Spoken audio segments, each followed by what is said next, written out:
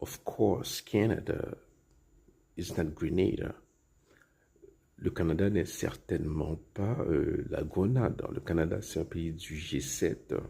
C'est un grand pays. C'est littéralement un grand pays.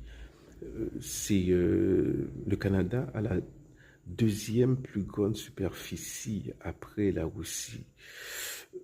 Mais c'est un pays qui a une énorme faiblesse. C'est un pays qui n'a pas d'armée. Voilà, le Canada ne peut pas faire face tout seul même à une menace existentielle moyenne, hein, sans l'assistance américaine, hein, militairement parlant, je dis. Et de plus, le Canada est dépendant du parapluie nucléaire américain. Le président Trump sait tout ça. C'est d'ailleurs entre autres, la raison pour laquelle il appelle l'ex-premier ministre du Canada, Monsieur Trudeau, Monsieur Justin Trudeau, gouverneur Trudeau, comme s'il était déjà le gouverneur d'un État américain. Trump se comporte déjà comme un chef d'État à la tête d'une hyperpuissance.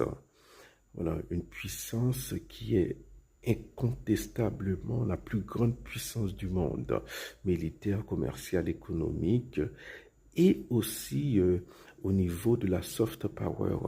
Trump veut redéfinir Trump veut redéfinir la soft power. Auparavant, c'était... Alors, la soft power, c'est l'influence qu'on exerce sur les autres, hein, par la culture. Dans le cas des Américains, c'est surtout par la culture pop. Hein.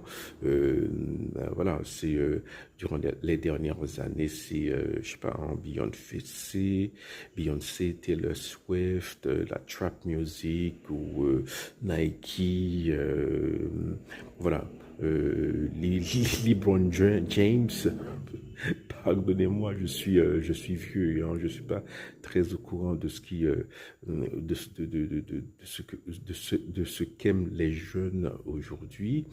Mais ce que Trump veut faire, c'est redéfinir la soft power. Ça veut dire que pour lui, projeter de la soft power, c'est aussi se faire respecter des autres. Voilà, pour lui, ça fait partie de la soft power. C'est pas seulement écouter Beyoncé et vendre des Nike, mais aussi se faire respecter du reste du